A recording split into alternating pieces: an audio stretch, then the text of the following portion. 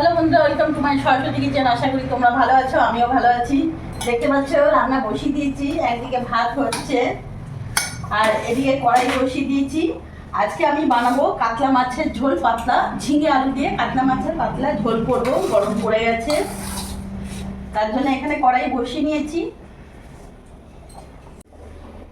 কড়াই গরম হয়ে গেছে, আমি সরষের তেল দিয়ে দেবো।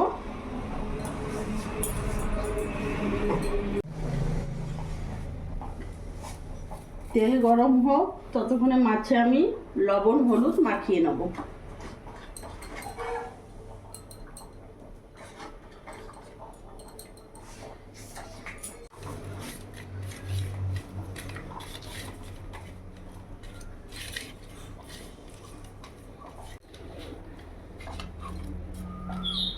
মাছে ভালো করে লবণ হলুদ মাখিয়ে নিয়েছি।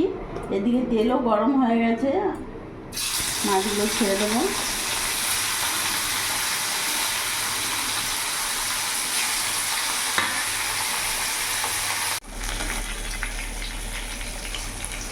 মাছগুলো লাল করে ভেজে নিয়েছি, এবার নামিয়ে ফেলবো।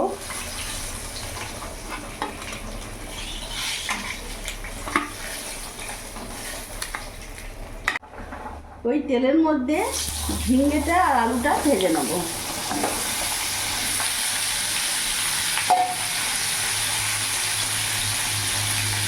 সামান্য একটু লবণ আর একটু হলুদ দিয়ে দেবো।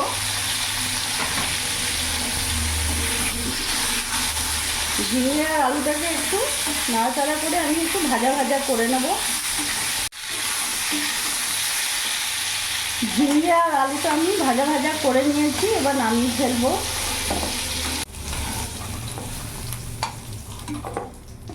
কড়াইতে অল্প একটু তেল দেবো, ব্যাস আর দেবো না। অল্প একটু গোটা জিরে ফোড়নে দিয়ে দিলাম।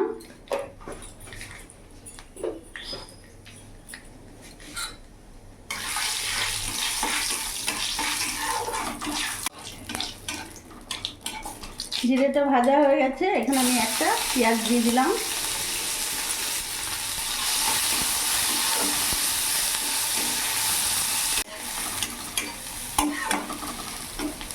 পেঁয়াজটা ভাজা ভাজা হয়ে গেছে, এরই মধ্যে আদা লঙ্কার পেস্ট আমি দিয়ে দিলাম।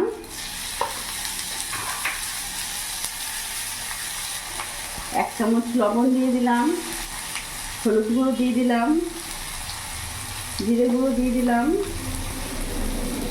কাশ্মীরি লঙ্কা গুঁড়ো দিয়ে দিলাম। সামান্য একটু জল অ্যাড করবো যাতে মশলাটা পুড়ে না যায়।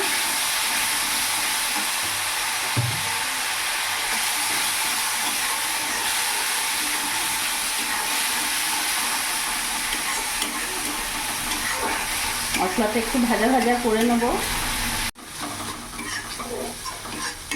মশলাটা কিছুক্ষণ ভাজা ভাজা করে নিয়েছি, মশলা থেকে তেলও ছেড়ে দিয়েছে। এরই মধ্যে ভেজে রাখা ঝিঙে আলুটা পুরোটা দিয়ে দেবো। গ্যাসের ফ্লেমটা একটু বাড়িয়ে দিলাম, ভালো করে নাড়াচাড়া করে নিলাম। এবার দুটো কাঁচা লঙ্কা চিড়ে আমি এর মধ্যে দিয়ে দেবো।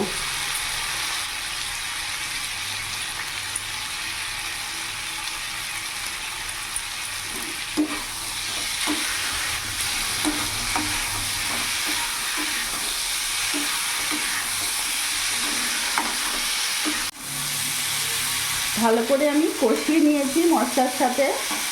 এবার আমি জল ঢেলে দেবো। জলটা একটু বেশি দেবো, যেহেতু আমি পাতলা ঝোল করব। গ্যাসের ফ্লেমটা এখন ফুল করে দেবো। এখন ভালো করে ফুটতে দেবো।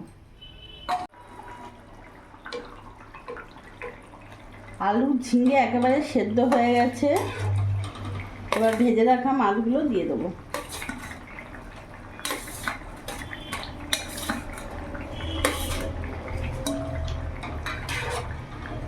মাছগুলো দিয়ে 2 মিনিট ফুটিয়ে নেব। মাছ দিয়ে আমি 2 মিনিট ফুটিয়ে নিয়েছি, এবার আমি বন্ধ করে দেবো। ঝিঙে দিয়ে কাতলা মাছ পাতলা ঝোল একেবারে রেডি।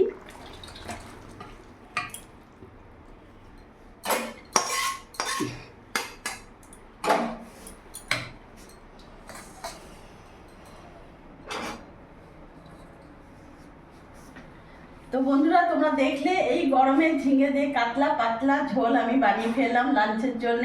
এই ভিডিওটা যদি তোমাদের ভালো লাগে প্লিজ তোমরা লাইক করো, পাশে থেকো, আর তোমরা সবসময় ভালো থেকো।